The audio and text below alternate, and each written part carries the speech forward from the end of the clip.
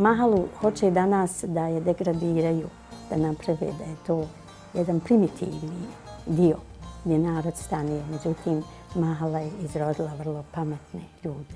Mahala je izrodila od Allah rahmetila Handžića pa nadalje. Mahala ima zaista dušu. I u mahali se sve osjeti. Osjeti se i rad, i miris kuhanja, i čišćenja, i komšije obraćaju pažnju na komšiju. Neovisno, može se i sastajati i ne sastajati, ali ako se desi da komšija recimo ne izlazi, ne vidi se, onda uvijek će u mahalu neko pitati šta je s njim. Znači, to je jedan fini običaj. Jednostavno smo bili bliži. Danas se ljudi udaljavaju.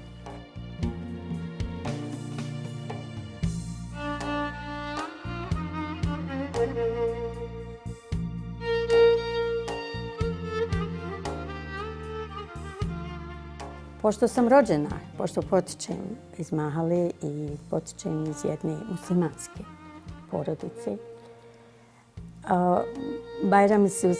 Bajrami se u mahalama drugačije slave nego u ostalom dijelu grada. I uvijek su se slavili. I u periodu kada je to bilo samo kod kuće, unutar porodice, i danas kada je to daleko slobodnije, lakše, ljepše. Ja kao dijete od malena, pošto sam rasla u periodu kad je zaista bio Bajram,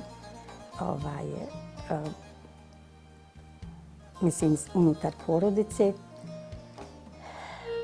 običaji su bili da otac, pošto sam ja imala samo oca, nisam imala brata, ode u džamiju i kad se vrati iz džamije, mi smo ga dočekali, čestitali i obično kad je ovaj Bajram ramazanski, doručak je bio pripremljen, a poslije toga se išlo po Bajramu.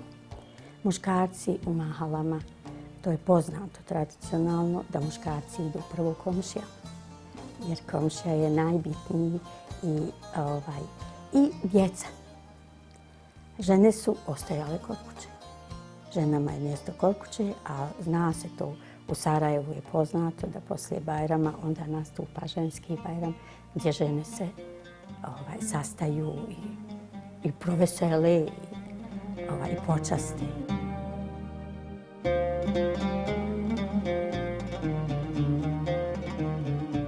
Mi djeca smo, neovisno što smo bili djeca, bili smo uvijek primljeni u našem komšiluku. Ja ovdje preko puta imala sam komšinicu tetu Ninu koja nas je počastila i baklavom i limunadom. Tako da smo mi djeca išli, hodali, čašćeni bili, a i pare dobivali. Danas je to malo promijenjeno. Danas u našim tim porodicama to je malo prave se ručkovi, prave se veselja, prave jeste i to je lijepo. A u mom periodu i tradicija svake porodice je bila otprilike, znalo se šta se iznosi za Bajram. Iznosila se baklava. U stvari, zavisilo je sve od materijalnog stanja porodice šta je mogla da napravi. Tako da je to išlo od jednog kadajfa, pa čak možda ako nije imao, možda bi neko napravio halvu, ali to nije bajramsko. Do hurmačk, kako mi kažemo hurmačk, baklave, ružice.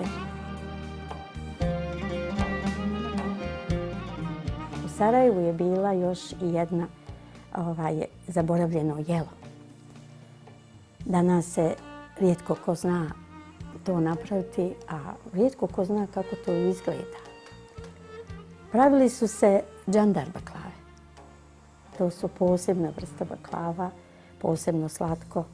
To nije kolač, to je baklava.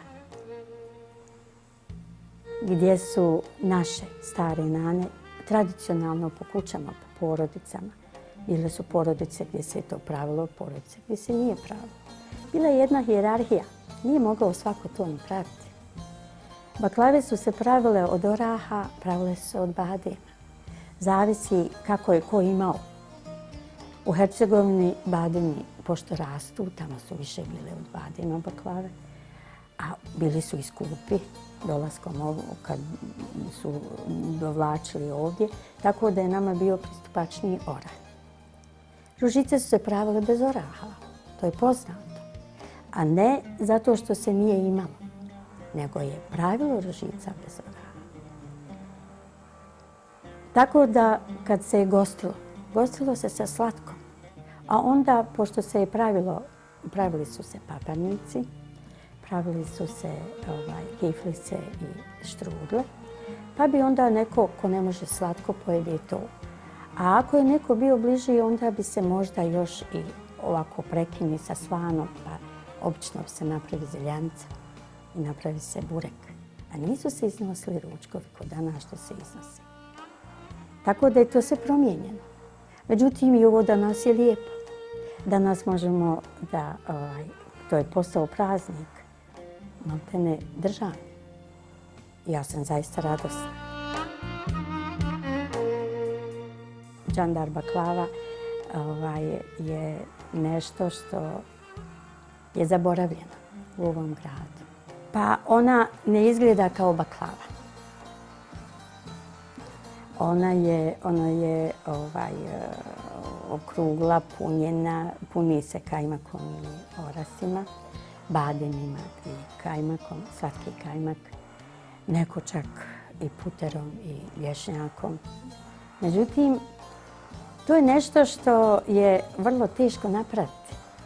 Jedno specifično jelo gdje proces pravljenja jako dugo traje. Od tog razvijanja, od sušenja, a još što je najvažnije, što je to tako osjetljivo da u slučaju ako se malo više čovjek ostavi u rerni, oni izgore i onda možeš i baciti. Oni moraju imati svoju boju, oni moraju imati određeni ukus. U to se ništa više ne stavlja.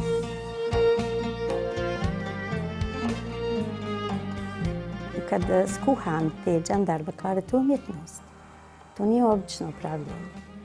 I onda volim obradovati druge. Volim dati, volim da mi kad mi se dođe, da mi se pojede ta džandar baklava. Jako bih voljela djeci ostaviti. Nema veze što su muškarci. Uopće to nema veze. Danas i muškarci znaju dobro skuhati. Međutim, ako mi Bog dadne da budem imala snahu, onda ću pokušati da to ostavim. Ili nekom u familiji. Jer to je nešto što ne smije se zaboraviti.